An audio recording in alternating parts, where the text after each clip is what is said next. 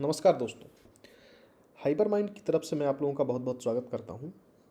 और आज के इस वीडियो में हम देखने वाले हैं सॉफ्टवेयर डेवलपमेंट लाइफ साइकिल के बारे में कि कोई भी अगर आप सॉफ्टवेयर डेवलप करवाना चाहते हैं, किसी भी सॉफ्टवेयर पर काम करना चाहते हैं, उसको बनवाना चाहते हैं, यहाँ पर चाहे वो AEPS का सॉफ्टवेयर हो, AEPS and multi services system, mobile app development या ई-कॉमर्स का सॉफ्टवेयर हो, वेबसाइट हो।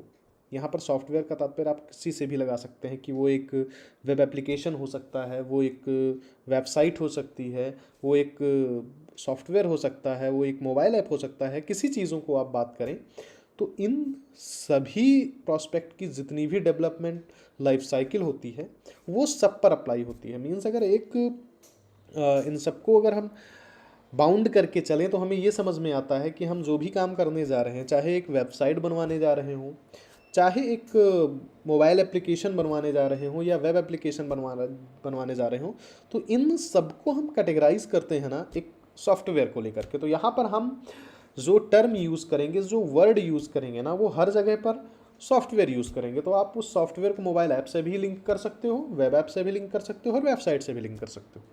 तो सबसे ज़रूरी जो समझने वाली चीज़ें होती हैं ना फ्रेंड्स, वो ये होती हैं कि जब भी आप किसी भी सॉफ्टवेयर को डेवलप करवाने जाते हो मार्केट में, तो सबसे पहला जो हमारा काम है वो ये है कि अगर हम किसी सॉफ्टवेयर को डेवलप करवाने वाले हैं तो एटलीस्ट हमें इतना पता होना चाहिए कि ये जो सॉफ्टवेयर हमारा बनता है, ये कौन बना रहा है, इसकी लाइफ साइकिल क्या है, ये कितने मॉड्यूल में वर्क करेगा, इसके कॉन्ट्रैक्ट्स कितने हैं, ठीक है, इसके माइलस्टोन कितने क्रिएट होंगे। इन सारी चीज़ों पर अगर हम डिस्कस नहीं करते हैं उस कंपनी से, जिस भी कंपनी से हम डेवलप करवाते हैं, तो आने वाले समय में आपको बहुत सारी परेशानियों का सामना होने वाला है। तो सबसे पहले आइए समझने की कोशिश करते हैं कि जब भी कोई एक वेबसाइट या सॉफ्टवेयर आप बनवाने जाते हो तो वो किस प्रकार से बनना चाहिए ताकि आपको भी मार्केट में कोई समस्या ना आए। क्योंकि जो भी बिज़नेस आप करना चाहते हो, चाहे वो एक APS का बिज़नेस हो, चाहे ई-कॉमर्स का बिज़नेस हो, मैं दो ही को यहाँ पे लेके चल रहा हूँ क्योंकि ये दोनों मार्केट में बहुत ही महत्वपूर्ण बिजनेस होते हैं। मार्केट वाला रिटेलर या मार्केट के जो कस्टमर हैं आपके, वो केवल आपको जानते हैं, वो डेवलपमेंट कंपनी को नहीं जानते हैं कि कहाँ से आपने सॉफ्टवेयर को डेवलप करवाया है, वो कैसा है और काम कैसा करता है। तो यहाँ पे क्योंकि मार्केट में इतने ज़्यादा फ्रॉड हो रहे हैं इसको लेकर के कि कौन लेता है सॉफ्टवेयर बनवाने का पैसा, क्या करता है और वो होता नहीं है, कितनी सारी समस्याएं आती हैं। तो मेरे पास ना एक पूरी लिस्ट पड़ी है ऐसे लोगों की जो आते हैं हमारे पास और सिर्फ कंसल्टेंसी के लिए आते हैं कि सर आप मुझे गाइड करो कि एटलीस्ट मुझे करना कैसे है। क्योंकि अगर आपको ये तरीका नहीं पता है ना कि आपने हायर कर लिया, डेवलपर बहुत सारे हैं, आप आ जाओगे ना यूट्यूब पे, गूगल पे, तो आप सर्च करके देखो। सिंपल सी बात है, आप यूट्यूब पर जाओगे ना और यूट्यूब पर नॉर्मली सर्च कर लो कि यार मुझे APS का सॉफ्टवेयर बनवाना है। मैं APS को ही पकड़ लेता हूँ क्योंकि मार्केट में ट्रेंडिंग चल रहा है, बहुत ज़्यादा लोग इसके पीछे हैं, बहुत ज़्यादा काम इस पर हो रहा है और इससे ज़्यादा फ्रॉड और किसी में हो भी नहीं रहा है, जो कि मैं फैक्ट बता रहा हूँ आपको। तो अगर आप जाते हो, सर्च करते हो APS software with source code, लोग अधिकतर यही सर्च करते हैं, APS software with source code, ठीक है। यहाँ पे इतनी सारी लिस्ट आ जाएंगी ना, फिनटेक सॉफ्टवेयर कोड, ये कोड, वो कोड, इतना सॉफ्टवेयर, ये सॉफ्टवेयर, दुनिया भर की चीज़ें आएंगी। लेकिन गलती से भी अगर देखा जाए, यहाँ पे एटलीस्ट जो भी इंफॉर्मेशंस आ रही हैं आमतौर पे ये 90% इंफॉर्मेशन फेक होती हैं, या फिर कोई ऐसा व्यक्ति होता है या ऐसा कंपनी होता है जो लोगों के साथ फ्रॉड करता है। एक नहीं, इतने सारे केसेस आए हैं मेरे पास, मेरे व्हाट्सएप पर जो भी आप लोगों के मैसेज आते हैं देखता हूँ, मैं उनका रिप्लाई देता हूँ, बताता हूँ। तो इतने लोगों को इतनी सारी चीज़ें बतानी पड़ी, इसीलिए मैंने सोचा कि नहीं, इसको थोड़ा सा पब्लिक किया जाए, लोगों को बताया जाए कि एटलीस्ट हो क्या रहा है और करना कैसे है इसको। तो किसी भी चीज़ों की बात कर लें, यहाँ पे आपको ये जो दिख रहा है ना, किसी का भी मोबाइल नंबर दिख रहा है, ये देखो 9,999 में सॉफ्टवेयर दे रहा है ना। तो जो भी व्यक्ति, अगर आपको कोई ऐसा मिलता है, मैं सिर्फ अगर यहाँ पर APS मैंने सर्च किया है तो मैं बात करूँगा APS के लिए ही। अगर वो कोई भी है और आपसे कहता है कि यार मैं तुम्हारा सॉफ्टवेयर 2,000 में, 5,000 में, 10,000 में, 20,000 में, 50,000 में बना कर दे दूंगा, उससे बड़ा फ्रॉड और कोई होगा नहीं, पहली चीज़। और दूसरी चीज़, फिर आप अगर ऐसा काम करवाते हैं या ऐसे लोगों से काम करवाते हैं तो आप ही शुरू होने से पहले अपने बिजनेस को डुबोने के लिए तैयार हैं। वो कैसे?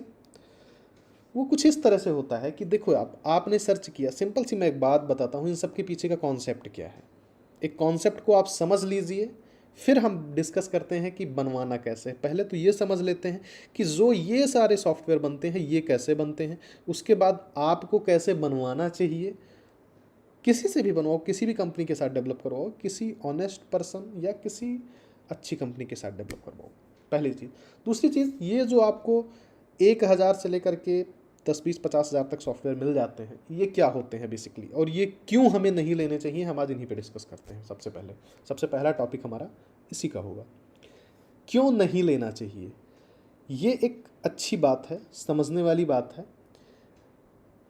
एक सॉफ्टवेयर जब कभी डेवलप किया जाता है या एक एपीएस का एप्लीकेशन जब भी कभी बनाया गया, जब भी कभी डेवलप किया गया, तो सिंपल सी बात है, किसी एक क्लाइंट के लिए डेवलप करती है कोई कंपनी। हम मान लेते हैं कि कोई कंपनी है ए, उसका क्लाइंट है एक्स। उसने ए कंपनी ने अपने एक्स क्लाइंट के लिए एक पूरा सॉफ्टवेयर प्रॉपर तरीके से डेवलप किया, हर एक सिक्योरिटी फीचर पे काम किया, उसने सब कुछ इम्प्लीमेंट किया और डेवलप करके उसने अपने एक्स कस्टमर को वो सॉफ्टवेयर सोर्स कोड के साथ दे दिया। क्योंकि एपीएस में सोर्स कोड लेना बहुत ज़रूरी होता है, ताकि आप किसी के कंट्रोल में ना रहें, किसी ए कंपनी के कंट्रोल में ना रहें कि आपको एक छोटा सा चेंजेस भी करवाना है तो आपको उसी कंपनी के पास भाग कर जाना पड़ेगा, क्योंकि कोड उसके पास है। तो इसलिए सबसे ज़रूरी ये होता है कि हमें जब भी कभी एपीएस का सॉफ्टवेयर डेवलप करवाएं तो कोड लेना ही लेना है, अदरवाइज़ काम नहीं करना है।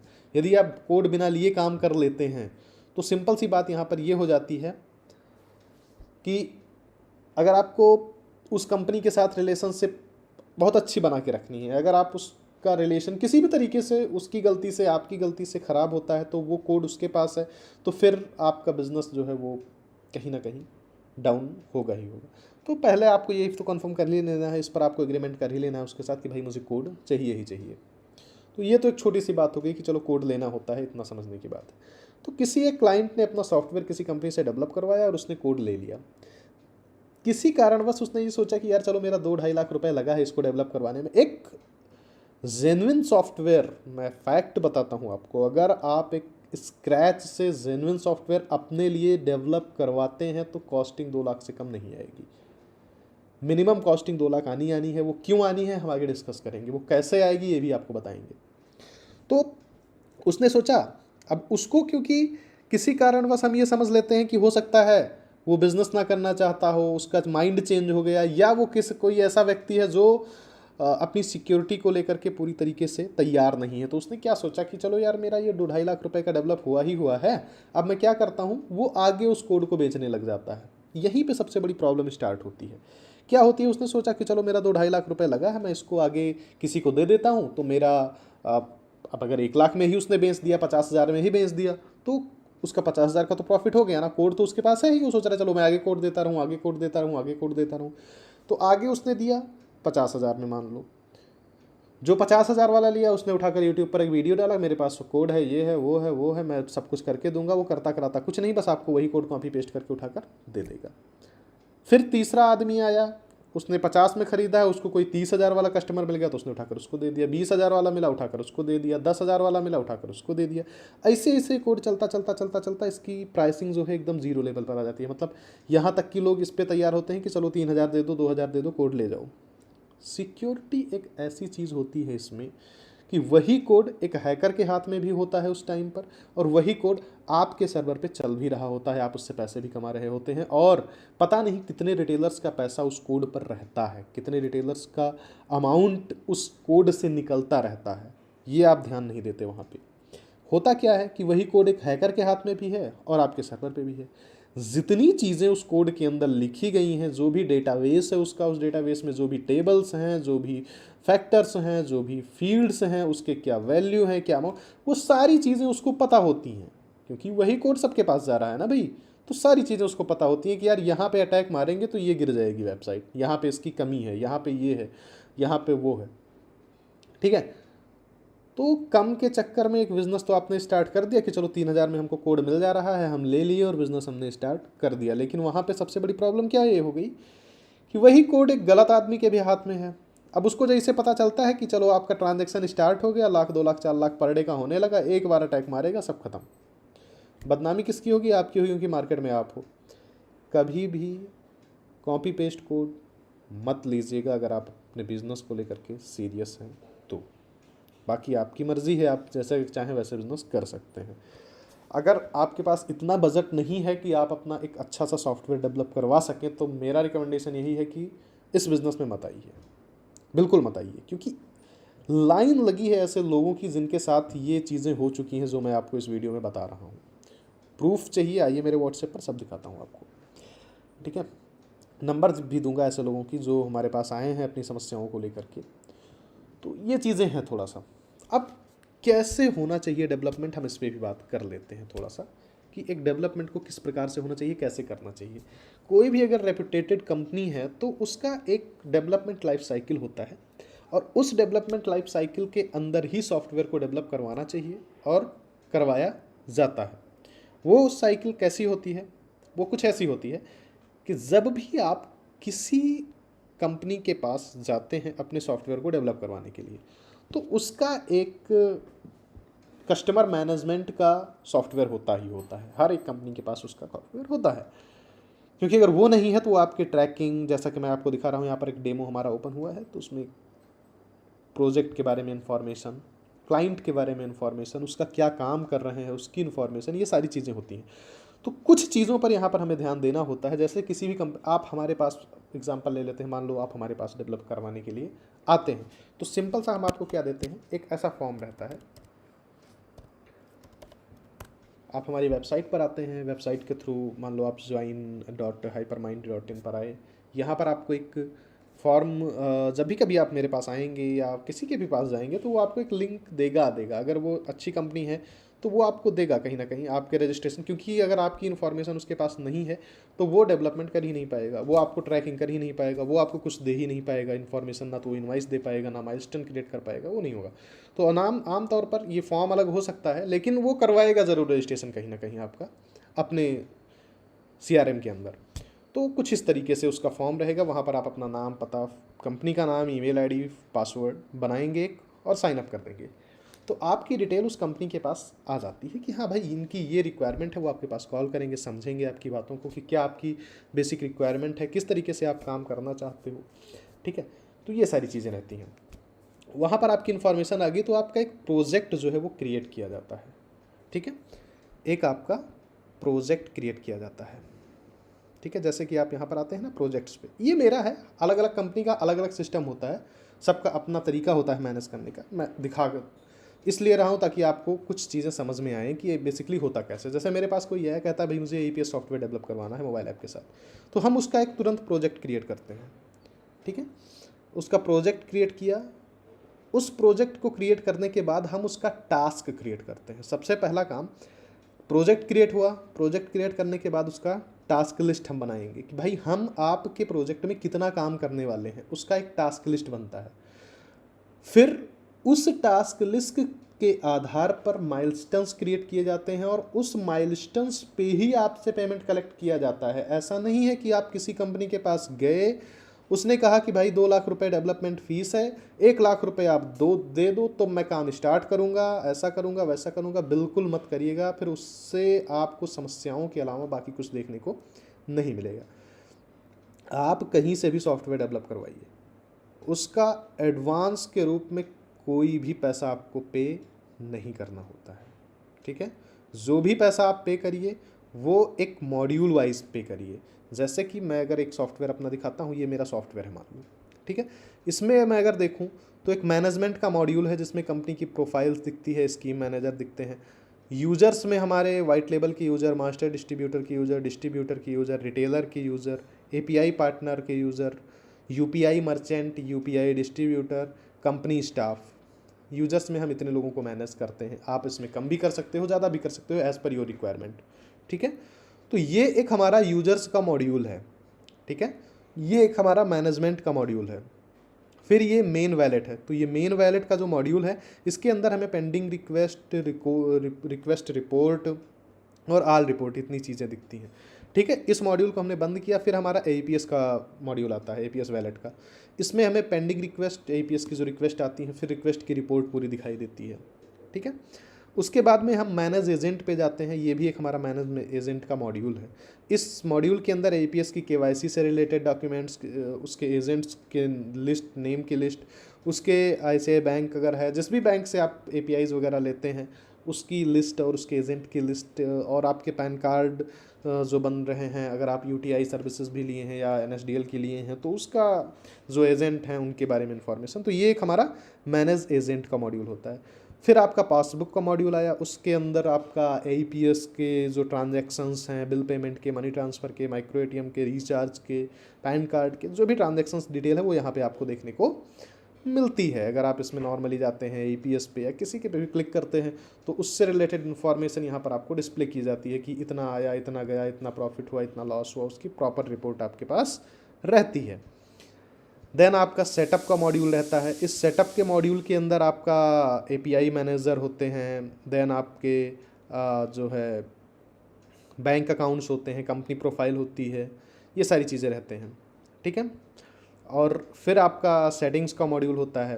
मतलब हर एक मॉड्यूल के अंदर कुछ ना कुछ चीज़ें आपको देखने को मिलती हैं। सेटिंग के अंदर प्रोफाइल देखने को मिलता है, कंप्लेंट के अंदर कंप्लेंट लिस्ट देखने को मिलता है, कस्टम रिसोर्सेज के अंदर लिस्ट लिंक्ड जो भी डिस्ट्रिक्ट के ब्लॉक के लिस्ट हैं, ये सारी चीज़ें देखने को मिलती हैं हमें प्रॉपर तरीके से। उसके बाद ट्रांजैक्शन की हिस्ट्री हमें देखने को मिलती है, रोल्स एंड परमिशन देखने को मिलता है, फिर लॉगआउट। तो ये सारे जो हैं एग्जैक्टली दिखाई दे रहे हैं हमको। ये क्या होता है? ये होता है एक हमारा मॉड्यूल।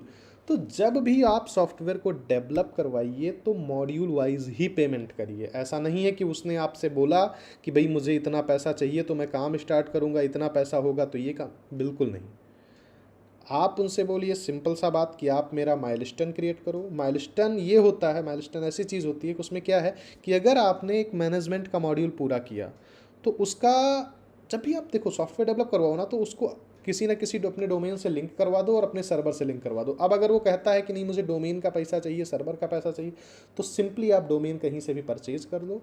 सर्वर जो होता है वो अमेजन वेब सर्विसेज से ले लो, 1 साल का फ्री रहता है, उस पर अपनी साइट को होस्ट कर दो, आराम से चलेगा 1 साल तक, कोई पैसा नहीं देना है। लगभग 1000 तक का ट्रैफिक भी वो मैनेज करता रहेगा। तो सर्वर का भी आपको, अगर कोई सर्वर के नाम पर भी पैसा लेता है तो सर्वर का भी कहीं कोई पैसा नहीं देना होता है। 1 साल तक आपको AWS की तरफ से सारी सर्विसेज फ्री ऑफ कॉस्ट मिलती हैं। अगर देखा जाए तो AWS पर आप जाओ, अमेजन वेब सर्विसेज का है, अमेजन का क्लाउड कंप्यूटिंग सर्विस है ये। इससे बेहतर सर्वर पूरी दुनिया में आपको नहीं देखने को मिलेगा। बैकएंड में सारी कंपनी इसी सर्वर को यूज़ करती हैं, वो 90% चाहे जो भी कंपनीज हों AWS पर ही वो बेस्ड होती हैं देखा जाए तो।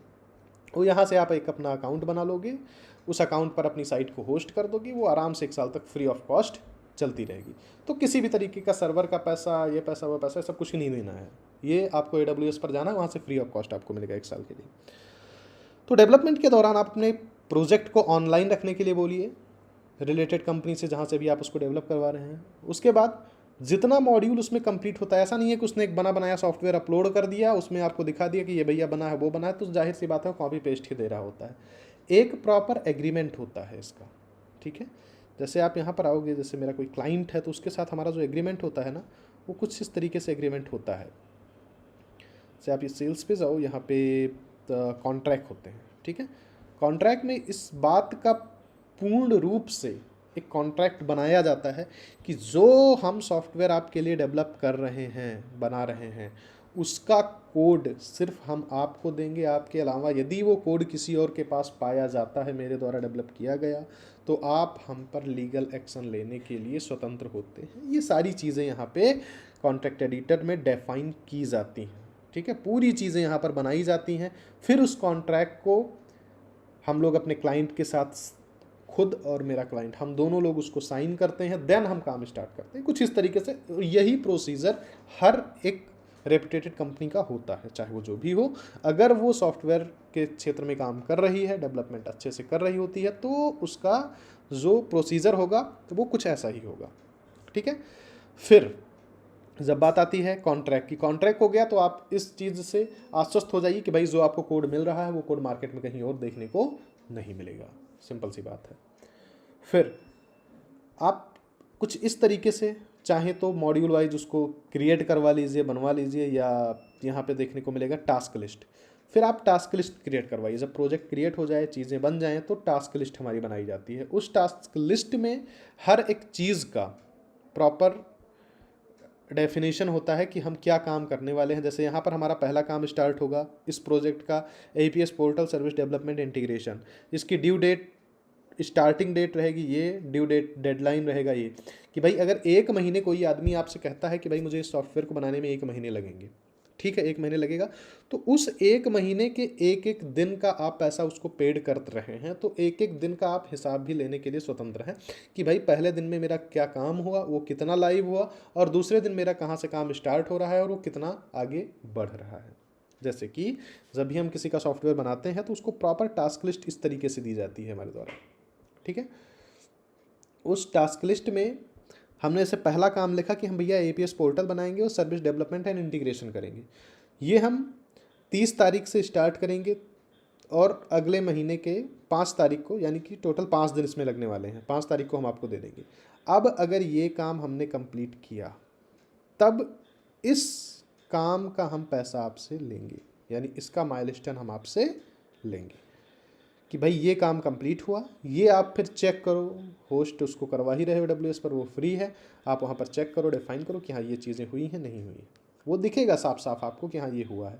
अगर उससे बहुत ज़्यादा काम हुआ है तब भी आपको वहाँ पर रुक जाना है और पूछना है कि ज़्यादा काम कैसे हो गया। सिंपल सी बात है, जितना पैसा पेड करेंगे उतना ही काम होना है, चाहे वो जो भी कंपनी होगी वो उतना ही काम करेगी। ज़्यादा कर रही है तो इसका मतलब वो कॉपी पेस्ट कर रही है, ठीक है। तो यहाँ पे 30 तारीख से 5 तारीख तक का हमारा काम ये है। फिर 5 तारीख को हम BBPS पे स्टार्ट करेंगे, उसका API इंटीग्रेशन 8 तारीख तक चलेगा। फिर रिचार्ज पर 8 से स्टार्ट करेंगे, 10 तक चलेगा। फिर UPI पर 10 से स्टार्ट करेंगे, 14 तक चलेगा। फिर DMT पर 14 से स्टार्ट करेंगे, 16 तक चलेगा। फिर पे आउट पर 16 से 18, MATM 18 से 20, ठीक है। थीम डेवलपमेंट, अब देखिए ये सारे पिछले हो गए API इंटीग्रेशन पार्ट।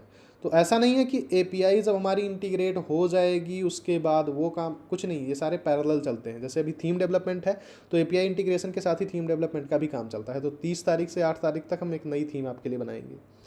फिर 3 तारीख से 8 तारीख तक उसी थीम डेवलपमेंट के दौरान भी एडमिन पोर्टल का डेवलपमेंट होता है, 3 तारीख से 8 तारीख तक।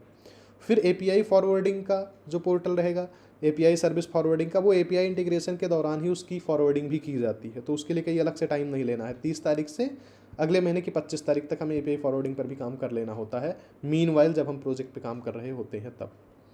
फिर API स्विचिंग सर्विस जो होती है वो भी हमें मीनवाइल ही कर लेना होता है। ऑपरेटर स्विचिंग वो भी जब हम API इंटीग्रेट कर रहे हैं तब करना है। न्यू डैशबोर्ड हम 30 तारीख जब से प्रोजेक्ट स्टार्ट हुआ है अगले 10 दिन में हम नया डैशबोर्ड तैयार कर लेंगे। OTP सिस्टम हम भी उसी दौरान तैयार कर लेंगे। यूज़र रजिस्ट्रेशन सर्विस का भी हम उसी के दौरान कर लेंगे। फिर हमारा मैनेजमेंट मॉड्यूल का काम आया, वो भी हम थीम डेवलपमेंट और पोर्टल डेवलपमेंट के दौरान ही करेंगे। फिर यूज़र का मॉड्यूल आया। अब ये जैसे जैसे मॉड्यूल आगे बढ़ता रहेगा, एक एक मॉड्यूल वाइज ही आपको पेमेंट करना है। उसी मॉड्यूल वाइज पेमेंट को हम माइलस्टोन कहते हैं, ठीक है। तो उसी के साथ ही आपको आगे बढ़ना है, उसी के साथ ही पेमेंट करना है। ऐसा नहीं है कि बहुत ज़्यादा पैसा एक साथ देना है, बहुत ज़्यादा काम एक साथ करवाना है, कुछ नहीं। जैसे जैसे काम आगे बढ़े वैसे वैसे पेमेंट करिए और अपने काम को चेक करते जाइए, मॉड्यूल वाइज उसको देखते जाइए, अपना पूरा टास्क लिस्ट क्रिएट करवाइए। आफ्टर दैट आप कोई भी प्रोजेक्ट डेवलप करवाएं और काम करें। मिलते हैं अगले वीडियो में और आगे की जो चीज़ें हैं वो हम डिस्कस करते हैं, ठीक है। उम्मीद करता हूँ आपको ये सारी चीज़ें समझ में आई होंगी, और समझ में आई है तो आप हमारे चैनल को सब्सक्राइब करें, वीडियो को लाइक एंड शेयर करें अपने दोस्तों के साथ, अपने फ्रेंड के साथ, जो भी किसी सॉफ्टवेयर की फील्ड में काम करना चाहते हैं, ताकि उनको एक इन्फॉर्मेशन हो मिल जाए कि किस तरीके से सॉफ्टवेयर डेवलप होता है, ताकि कल वो किसी फ्रॉड के शिकार ना हो सके। Thank you very much for watching. मिलते हैं अगले वीडियो में।